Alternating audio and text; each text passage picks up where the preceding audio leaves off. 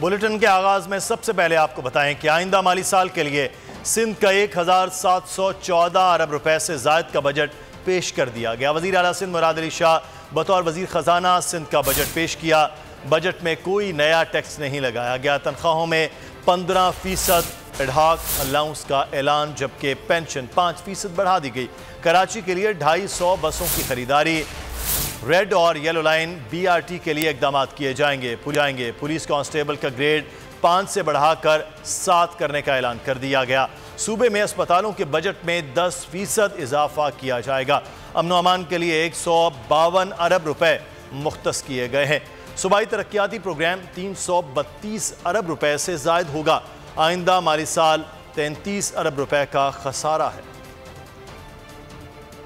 Opposition के शदीद शोर शराबे में सिंध का 1714 अरब रुपए से जायद का बजट पेश। बजट वजीर आला सिंध मुराद अली शाह ने बतौर वजीर खजाना पेश किया। मुराद अली शाह की बजट तकरीर के दौरान हैवान मछली बाजार बना रहा। मैं थोड़ा सा बताना चाहता हूँ। आप क्यों खड़े हो गए? आप बैठ जाएं। मुराद अली शाह ने हेडफोन पहनकर तकरीर जारी रखी।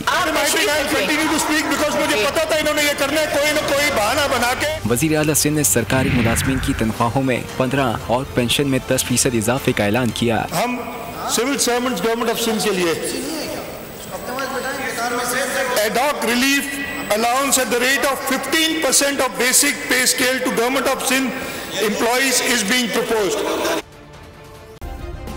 सब्सक्राइब करें और बेल दबाएं ताकि कोई खबर रह न जाए।